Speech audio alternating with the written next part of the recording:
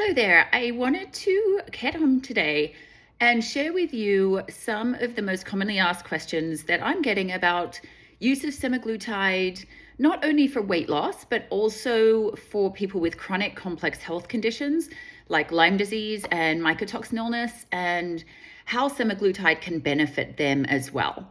So I have a few of the most commonly asked questions that I thought I would just share with you and give you some answers.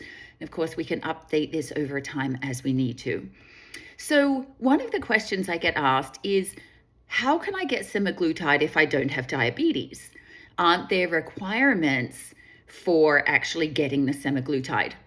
And my response to that is, yes, there are. If you're looking for the brands like Ozempic, they have fairly strict criteria for getting those, and especially covered by insurance, and they are quite expensive, but even getting them prescribed in the first place. I had a patient the other day who told me that they were type 2 diabetic. They were confirmed diagnosed type 2 diabetic, and they got turned down for Ozempic because they didn't have any cardiovascular issues. And so the solution for this is to get compounded semaglutide. So there are several compounding pharmacies that we use, some in state in California, some out of state, depending on where our patients are. But compounded semaglutide is essentially the same peptide, but it's a heck of a lot cheaper. And it's very effective, very safe, follows strict quality control. I feel 100% confident in using compounded semaglutide with my patients. And so that's what we do. And instead of $1,000 or $1,200 a month for Ozempic, the compounded is typically $200 to $400 a month, just depending on strength, potency, dose, etc., etc. So step one is, how do we get around the Ozempic and the shortages and the brand names and the insurance? Easy peasy. We go to compounding pharmacies and they provide it for us. And we have a very steady, reliable supply of semaglutide through the compounding pharmacies. Now, another question I get is, can I take semaglutide if I don't have a lot of weight to lose? And obviously we think of semaglutide as a weight loss peptide, as a medication to help with weight loss. It also helps with blood glucose regulation. So it's got that added bonus of helping people stabilize blood sugar regulation, which is actually a bit of a challenge in a subset of my Lyme patients. I have one patient who needs to eat every 2 hours. Otherwise, she just doesn't feel okay at all. So to keep her strength up, she needs to eat constantly. And we are actually starting her on semaglutide with the hope that it will help balance out her blood sugar. So people have come to me and wanting to start semaglutide who are not really looking to lose a lot of weight. So in the context of Lyme, toxicities, co-infections, the main goal is to reduce inflammation in the body, reduce neuroinflammation, so that inflammation in the brain, and help with brain clarity, reducing pain, reducing joint aches and pains, helping boost energy, which also I think comes back to that blood sugar regulation question. So yes, you can do semaglutide if you don't have a lot of weight to lose. And this ties in with another question about the dosing for mostly using it for inflammation, which I'll get to in a second. If you don't have a lot of weight to lose, we just keep the dose low. So for people who are looking to lose weight, we keep incrementally increasing the dose. And usually people don't notice much in the way of weight loss in the first sort of 6 or 8 weeks. We want to take it pretty gradually. We don't want people suddenly dropping 20 pounds overnight. That becomes unhealthy, and that's when you get into loss of muscle mass, etc., which I'll also talk about in a minute. So the bottom line is, if you don't have a lot of weight to lose, say you've got 10, 15 pounds, yeah, you could get rid of that, probably be happy about it, but it's not like it's a big health crisis, then we just keep the dose low. We watch your weight. We don't want anyone getting underweight. We don't want anyone getting unhealthy. That's not the goal here. I did that myself by accident with semaglutide, and I easily corrected it, but I learned a lesson from that. So with my patients who don't have a lot of weight to lose, we just dose low and we just stay consistent with that. If somebody's overweight or struggling to keep weight on, this is probably not the modality for them, right? I mean, just being realistic, because semaglutide does suppress appetite, and it also does what, I love this expression, it quietens food noise. So for a lot of us, and I know this affects men as well, but I feel like probably more women, the food noise is loud, right? It's like, it's that voice that says you need that second cookie. It's that voice that says, you know, you're full, but you just want to keep eating because it's good. It's the voice that says, I can't possibly give up that, or I will be deprived. All of that chitter chatter in the brain about our relationship with food tends to quiet. Okay, and that's a really nice benefit of semaglutide. The next question I get, or another commonly asked question about semaglutide, is, will I lose muscle mass? And the answer to that is, it depends on if you do it right. So when I am with my patients working and coaching them on semaglutide, how to do it safely and effectively, there's a couple of things that are non-negotiable. One is to keep protein intake up. And sometimes, be real, sometimes when you don't have an appetite, it's sort of just easy to eat a baked potato with some sour cream. And I use that example because I've done that. Than it is to like prepare a chicken breast and the vegetables and all the things. But it's very, very, very important to maintain protein intake. And that, like I said, is a non-negotiable. The other thing is, now this is obviously going to be individually determined because some of my patients are not able to go lift weights, but for those with any capacity to lift anything, the other thing that's important is to get that strength training, and that will preserve muscle mass. Now, anytime you lose weight quickly, there is the possibility of losing muscle mass along with fat. And that's part of the reason with the semaglutide, we just go very slow in incrementally increasing dose.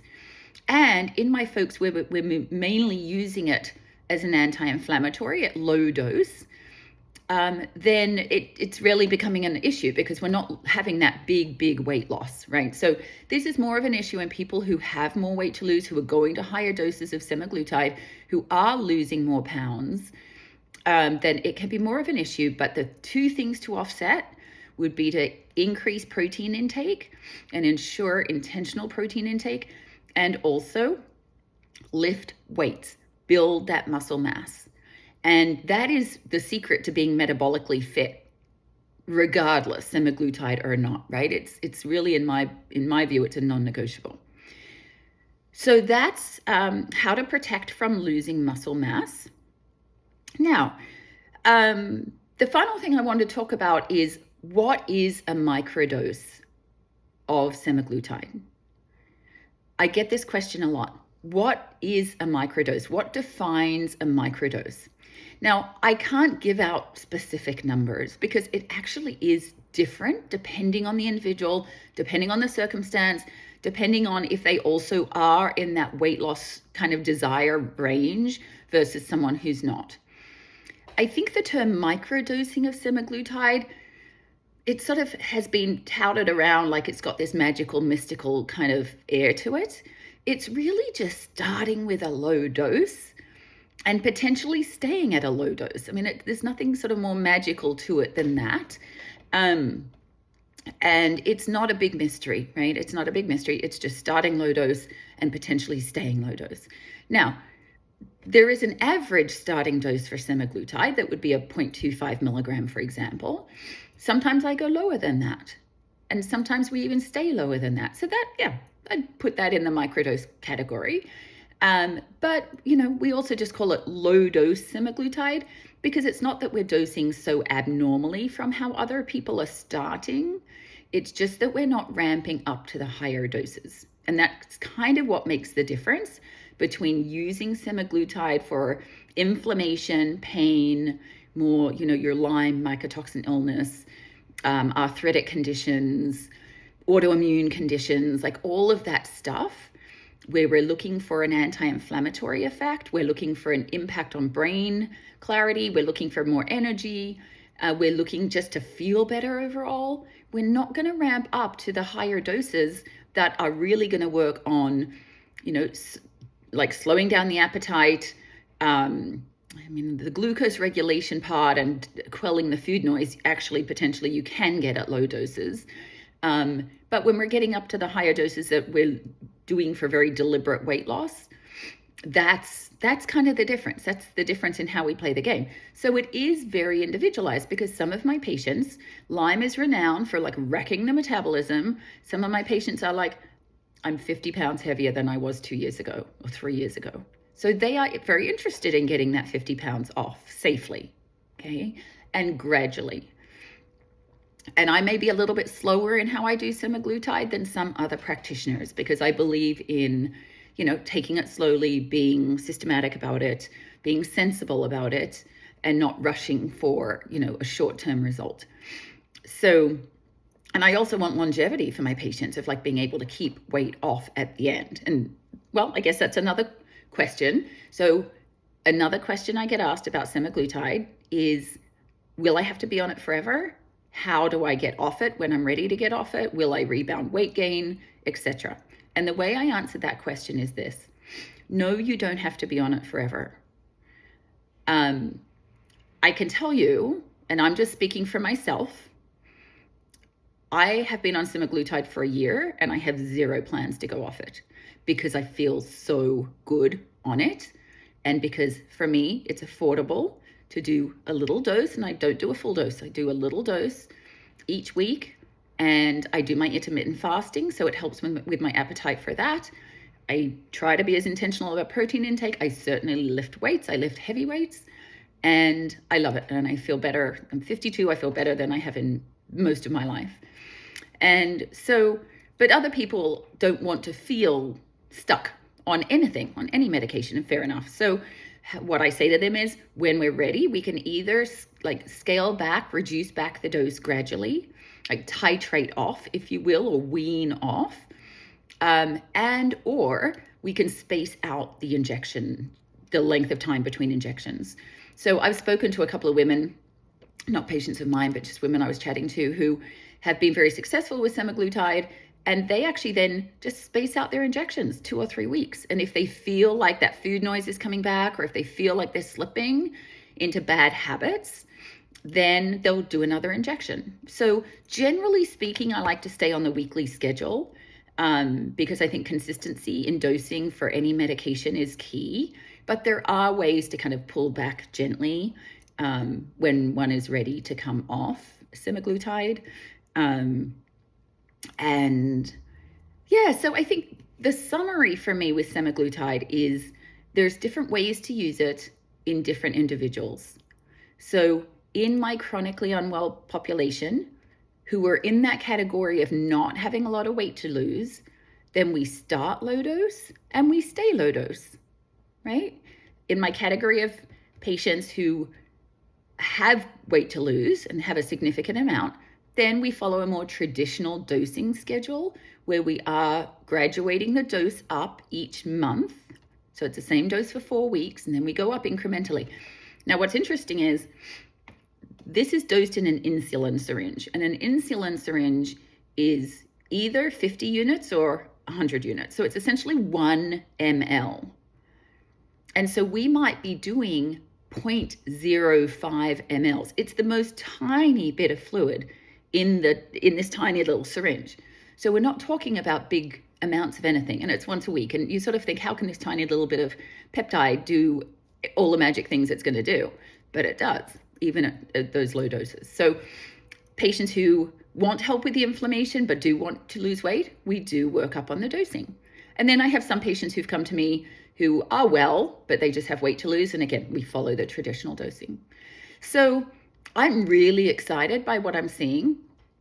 I'm seeing a lot of benefit in people. I'm seeing minimal side effects. I have had a couple of patients who've had some GI upset in the beginning.